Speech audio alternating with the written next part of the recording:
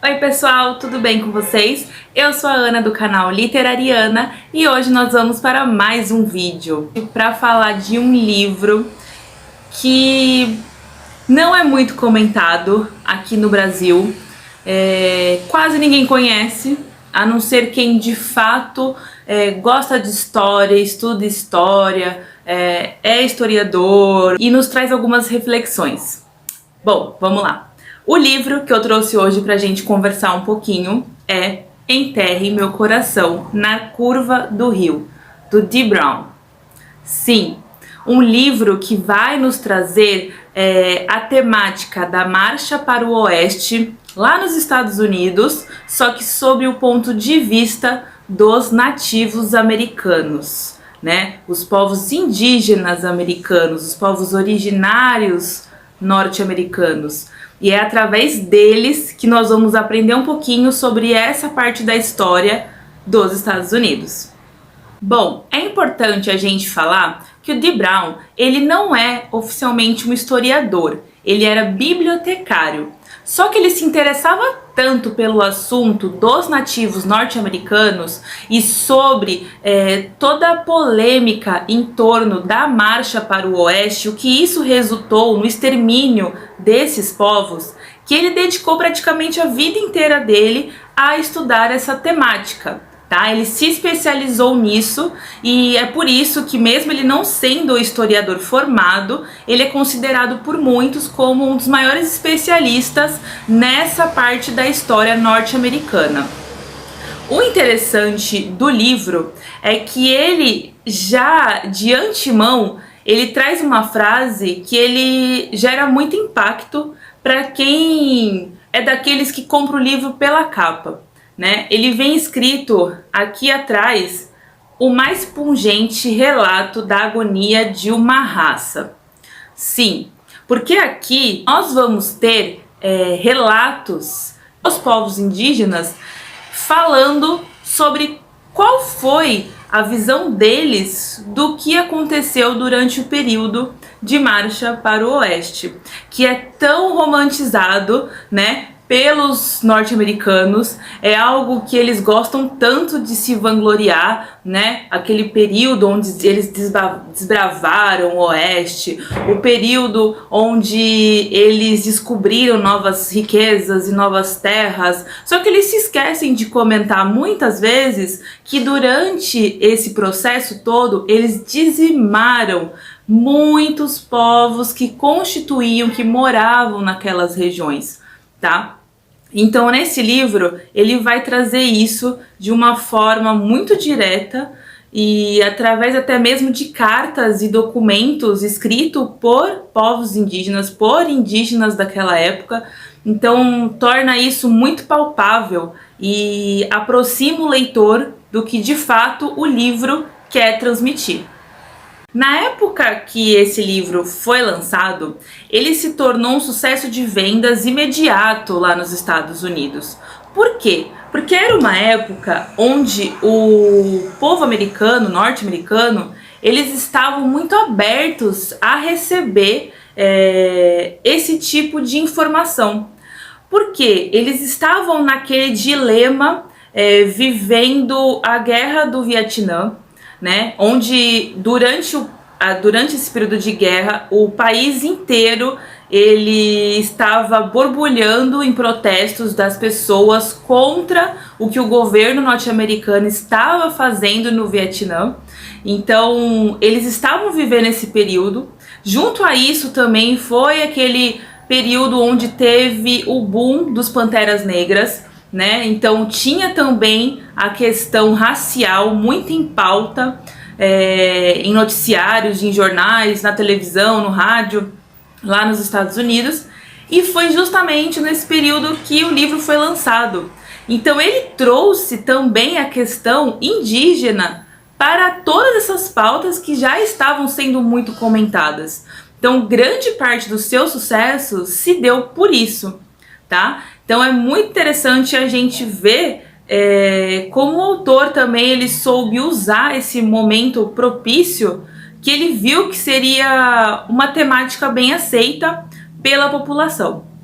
O que é legal também da gente comentar é que existe uma frase no livro onde o autor, ele fala que quando um estudioso ele vai ler sobre a questão da marcha para o oeste, o mais importante é ele observar quem estava a leste. O que ele quer dizer com isso?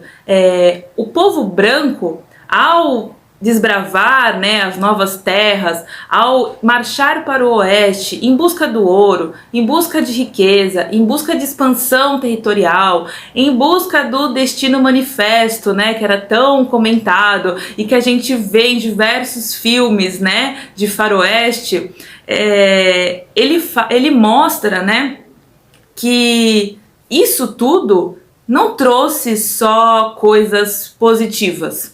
Ele trouxe também em maior parte, coisas negativas.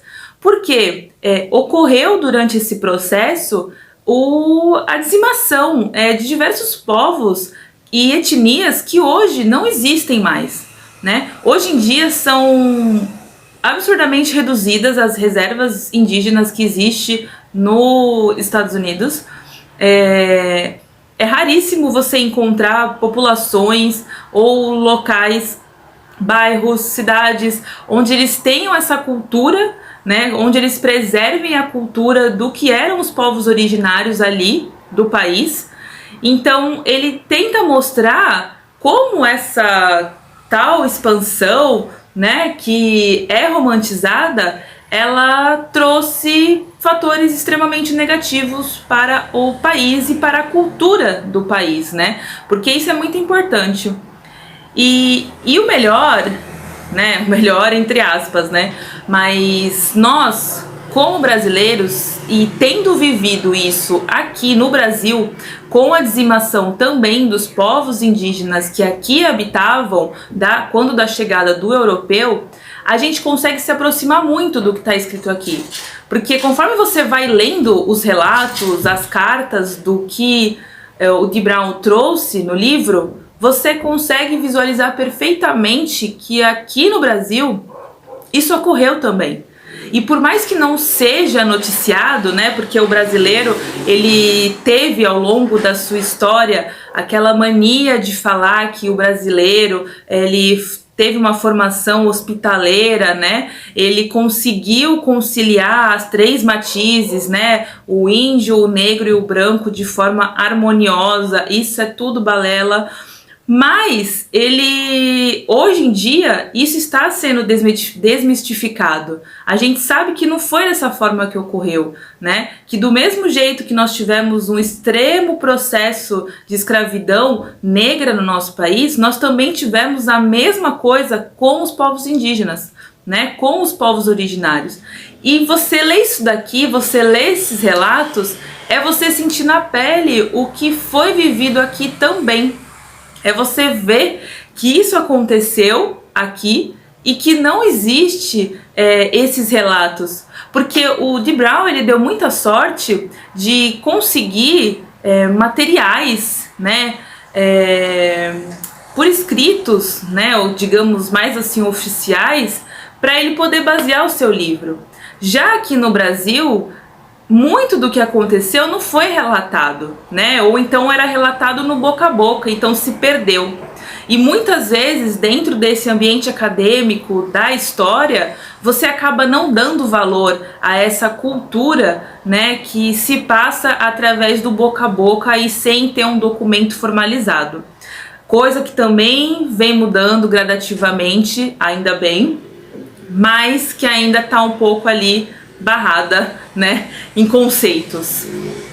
Outra coisa é que o livro mostra a quantidade absurda de acordos que foram feitos com os povos indígenas conforme o branco ia avançando territorialmente.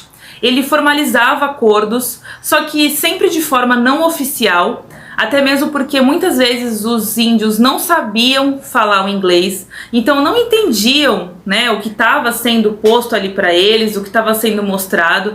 Eles concordavam sem saber, eram enganados de fato, e na maioria das vezes esses acordos não serviam para nada. Sabe aquela frase, serviam para inglês ver?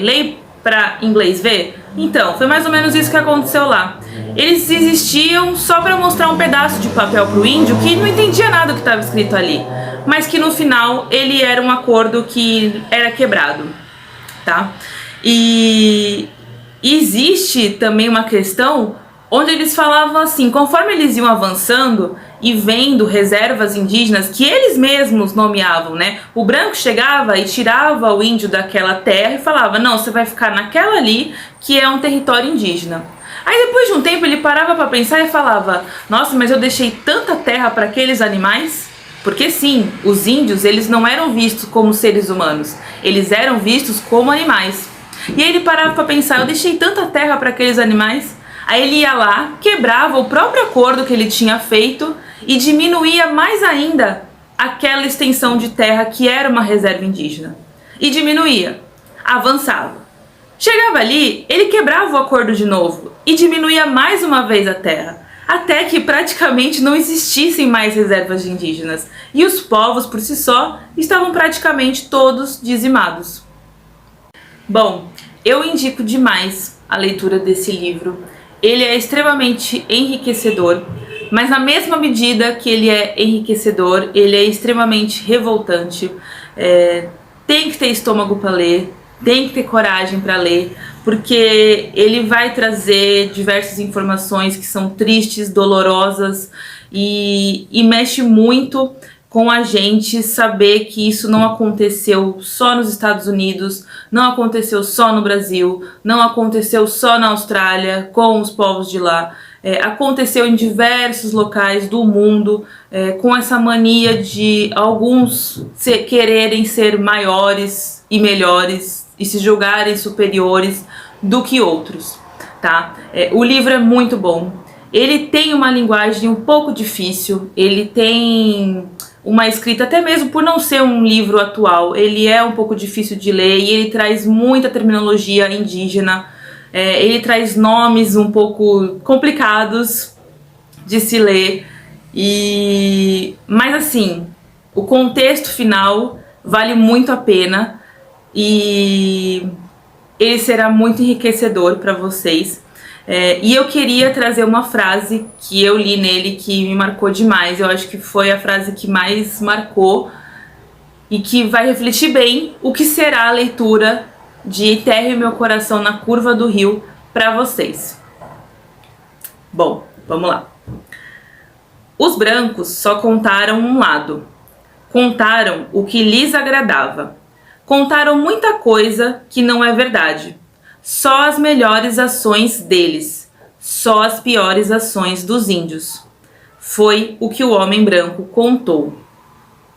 E com isso eu encerro o vídeo de hoje. Espero que vocês tenham gostado. Quem já leu o livro, deixe nos comentários pra mim o que achou dele, tá? E quem não leu ainda, leia e depois volte aqui pra falar pra mim se a sua indignação foi tão grande quanto a minha.